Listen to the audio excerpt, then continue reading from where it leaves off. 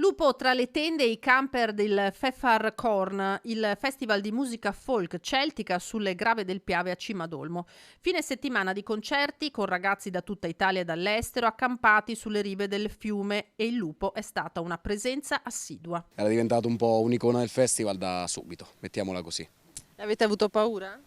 Ma sinceramente non più di tanto, perché non c'era un comportamento, diciamo, troppo ferale, anzi sembrava lì per lì anche un animale domestico, poi ci si rendeva conto facilmente che non lo era. È stata la prima volta, è stato anche bello, preoccupante un po' perché si avvicinava davvero tanto all'essere umano, quindi magari è un lupo che in qualche modo è stato, non so, abituato, non ho idea. Già ho visto un branco tempo fa, però ero in macchina, quindi decisamente diverso di trovarlo dietro la sedia mentre campeggio la sera, così tra una chiacchiera e l'altra.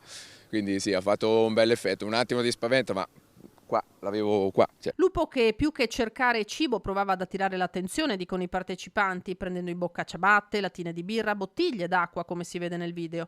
Ma in uno dei profili social della manifestazione c'è anche chi accusa di essere stato morso a un polpaccio, in realtà senza eccessive conseguenze, mentre con un oggetto cercava di scacciarlo.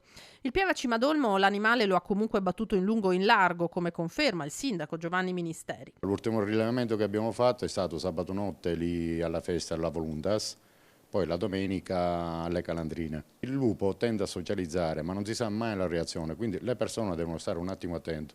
So che da stamattina dovrebbero intervenire per cercare la cattura, spero che sia una cattura tranquilla, evitando dichiarazioni che sono fuori luogo, in modo tale che si vada a tutelare sia l'animale che venga riportato nel suo habitat naturale. Riferimento non casuale all'uso del piombo invocato per i lupi di montagna dal presidente della Commissione Agricoltura del Senato Luca De Carlo, su cui Ministeri è categorico. Se si apre il varco di dare alle persone la possibilità di andare a fare sommariamente gli abbattimenti, cioè, se non siamo nel Far West, siamo in un paese civile. Io ho detto semplicemente che il lupo va gestito e per gestirlo è proprio il contrario del Far West. Se c'è qualcuno che gestisce il lupo si evita che qualcuno sbagliando possa magari farsi giustizia da solo o cercare di risolvere il problema da solo. Tra i sindaci del Piave ci si divide tra la linea più morbida e le posizioni drastiche. Se si riesce a catturare e a reinserire, meglio. Poi comunque non spetta a me, ecco, questa decisione. Sì o no la caccia di salvezza? Se è una situazione che può creare pericolo, sì, assolutamente sì.